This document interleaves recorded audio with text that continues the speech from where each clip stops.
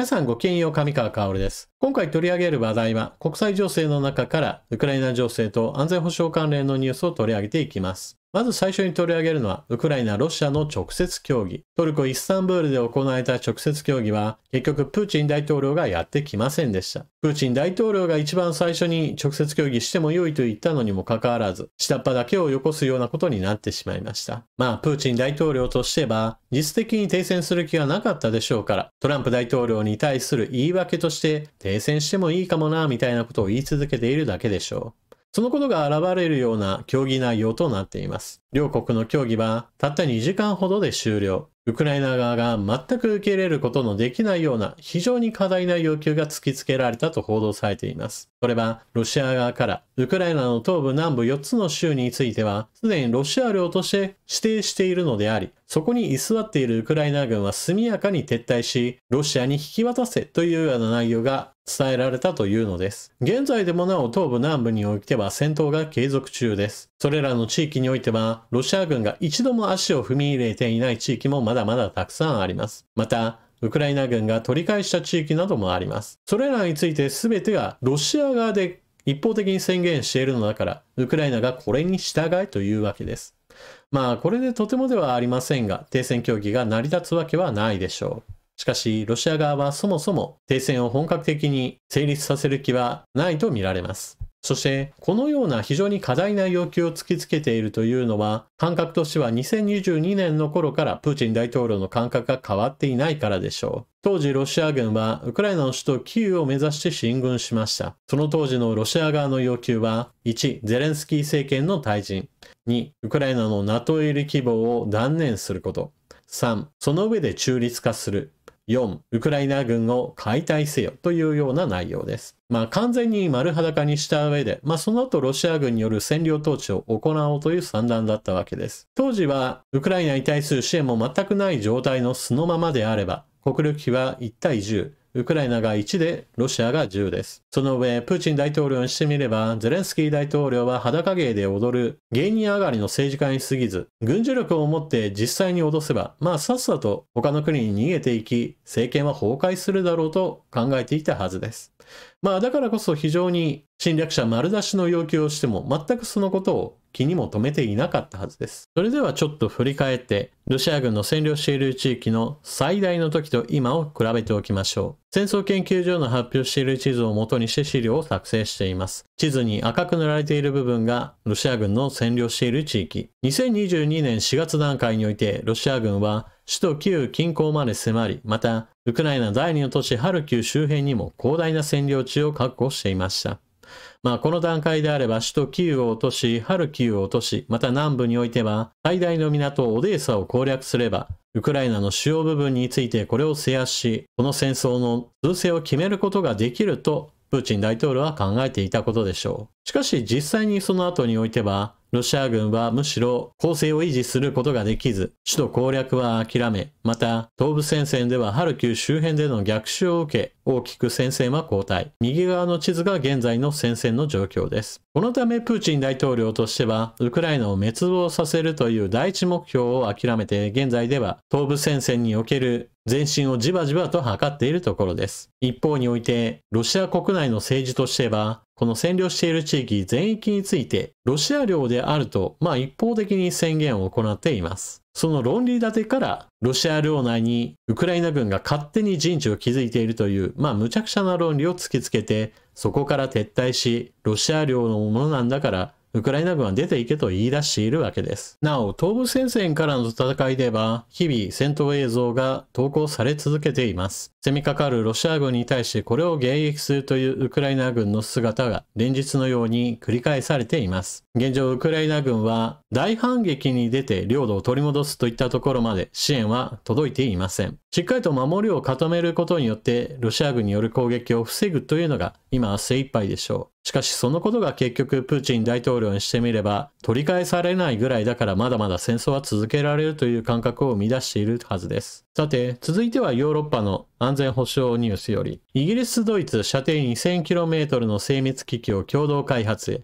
防衛協力強化。イギリス政府は射程 2000km を超える新たな長距離精密攻撃兵器をドイツと共同開発すると発表した。両国は昨年、二国間防衛協定に署名し、ヨーロッパの防衛力強化の必要性を強調。新兵器を開発すると表明していた。ヨーロッパ域内の防衛産業強化を模索する動きが活発化している。ヒーリーイギリス国防省は声明で、より危険な世界において、NATO とヨーロッパの同盟国は結束していると表明。このパートナーシップは、イギリスとドイツ各地で雇用を創出し、技能を高め、投資を促進することで防衛を成長の原動力とすることに寄与すると述べた。ロシアによるウクライナ侵略がまだまだ継続的に行われるだろうという見立ての中において、ヨーロッパ各国の再軍備計画は進められています。従来であればヨーロッパ各国は必要数が少ないのであれば、アメリカから兵器を買えば良いじゃないかといったことも盛んに行われていたのですが、現在では長期間の国家間戦争においては自分たちも生産能力を持つことが非常に重要であると認識が改められるようになってきました。射程距離が300キロや500キロといった巡航ミサイルなどはイギリス、フランス、ドイツなどは保有していますが、ウクライナとロシアとの戦いを見れば、その射程距離だけでは相手に反撃する能力としては不足していると判断しているわけです。なお、こうしたヨーロッパの動きを伝えると、日本が全く何もしていないかのように受け止める方もおられるのですが、日本政府も少しずつ取り組んではいます。例えばこちらは、防衛省が自衛隊の地対艦ミサイル部隊を配備していることを伝えるニュース。日本は専守防衛に偏る中において、攻撃されるまでほったらかしいみたいな考え方が長い間、基本思想の中に組み込まれていました。しかしそれでは、本当に一方的にやれるばかりになってしまいます。射程距離のある程度長いものを持つことによって、相手に反撃する能力もしっかりと確保することが結局は抑止力になります。また、相手が完全に攻撃態勢に入っていることがもうあからさまだというような時には、その攻撃拠点を攻撃する能力を持っていなければ、そもそも相手に対する制止をかけることもできません。そういった事情もあって、すでに保有しているミサイルの中から改良版を作り、実戦配備しようという動きが強まっています。例えば、12式地対艦ミサイルの改良版については、射程をおよそ 1000km に延長することが決定し、すでに研究開発、そして配備の段階へと進んでいます。例えば、九州に配備した場合においては、ギリギリではあるものの、中国本土にも届く距離です。この後、イギリス、ドイツの共同開発しているような、2000km や 3000km といったより長射程のミサイルを開発するかどうかといったところがこれからの焦点となるでしょう。また、アメリカから買うのではなく国産兵器というのもこれもまた重要なことです。必要な時に必要な量を調達するためには国内に生産能力を持っていることが非常に重要となります。あとは一発一発が値段が高すぎると数を揃えることができなくなるので、いかにして必要十分な性能と価格のバランスを取るか、その感覚も重要になります。他に開発が進められている兵器としては、レーザーやレールガンなどについても日本では研究開発が行われています。電磁砲レールガンの試作品、洋上で発射実験へ。読売新聞の記事。中国、北朝鮮の極超音速兵器迎撃に有効。いわゆる未来兵器かのように言われていたものについても、現代の科学においては少しずつ実用段階に入っています。もちろんそれらについて従来の兵器すべてを一掃するようなものすごい発達をしているかといえばまだまだです。しかし、そうしたことを目指して一歩一歩開発を進めていくことが国内の研究者や国内の生産体制を作っていく上では重要となります。ちなみにミサイルはどうしても高性能で必要ではあるのですが、値段の面では数を揃えることが難しいものです。そこでウクライナでは長射程のドローンといったものを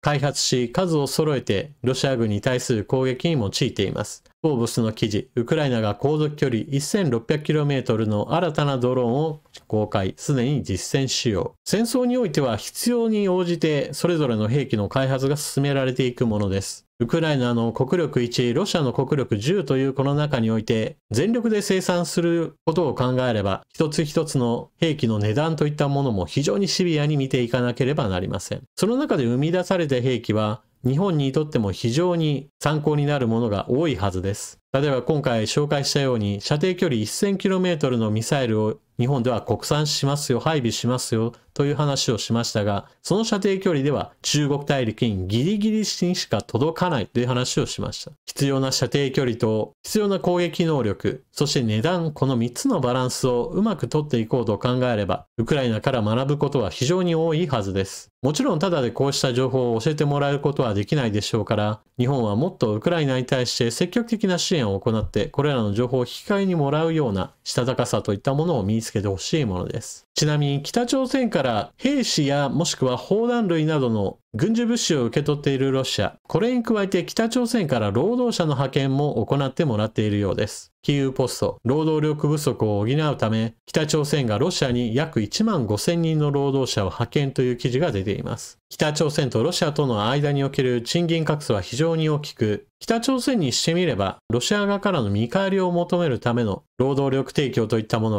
は、かなり旨味があるでしょう。一方においてロシアにしてみても、安い労働力を確保することができるのであれば、これは非常に双方の需要が噛み合っている取引となります。しかし、労働力が足りないのはそもそもロシアが国内において高い給料を提示することによって低所得者層の人たちをどんどんと軍隊に吸い上げていることも要因となっています。このような侵略戦争を続けているその歪さといったものは、こんな形で海外から労働者を招き入れることへとつながっているようです。ちなみに細かいニュースではあるものの、ちょこちょことロシアに住んでいる人たちが食い物にされているなというニュースも見かけます。例えばこちらでは、ロシアでは住宅と公共料金が4年間で 40% 上昇する見込みといったような記事も流れていますし、ロシア政府は交通違反に対する罰金を8倍に増額する計画だというような内容も流れていました。ロシア国内において様々な公共サービスが予算不足の中でカットされるものが出ています。それでいて軍や軍需産業に対する優遇といったものから民間の経済に対する圧迫も強まっているわけで、歪な形でしか成立しない経済を回そうと思えば、非常に無理にお金のやりくりをしなければなりません。それだけにこれまでの生活を脅かすような形で、ありとあらゆるところでより多くのお金を絞り取ってやろうという動きが今のロシア政府には強く出ているようです。動画の一番冒頭の話にちょっと戻りますが、ロシアとウクライナとがこの後直接協議を続けたとしても、基本的に話は成立しないでしょう。しかし話し合いを続けることそれ自体には意味があります。なぜならば、ロシア側がどんな条件を突きつけてくるか、それが正式なものとして公表されれば、それに反感を持つもしくは危機感を持つ国はヨーロッパには増えることでしょう。結局突きつけてくる要求が過大すぎて、ウクライナが飲み込めるものではないことをはっきりと認識すれば、このままであれば問題なんだからウクライナに支援しようというのは、自然の流れとしてヨーロッパに根付いていくはずです。そして前回の動画では、ドイツが再軍備計画を進めていることをお話ししました。一部の人たちはこれは単にポーズをとっているだけに過ぎず、全くカリスマ性のないメル首相では物事は動きようがないといったような否定的な意見を述べる人もいます。確かにメル首相は別にドイツ国内においてカリスマ政治家ではありません。しかしそんなことは結局のところ、実際に何をやるかといった政治家としての仕事について見ればよいだけであり、カリスマであるかどうかといったものは全く別の話題として考えるべきです。カリスマ性がゼロであったとしても政治家として人気がなかろうとも、やるべき政治をしっかりとやって、ドイツの再軍備を進めていき、ウクライナに対する軍事支援を増大させるというのであれば、女性に対する貢献度は非常に高いものと評価すべきです。少なくとも日本国内においては憲法改正を考えるべきだという提唱はもう昔からずっと行われていますが、一度も実現していませんが、ドイツにおいては憲法にあたる基本法は実際に改定されました。また予算について言っても、日本では安倍政権の時はずっと政権が安定していたのにもかかわらず、実質的に予算は全く増えず、自衛隊の中身は実質的には劣化が進んでいくような状態が続けられていました。近年になってようやく予算の向上といったものが図られるようになったわけですが、果たして今のペースで軍拡を続ける中国の脅威に対して対応できるかどうか、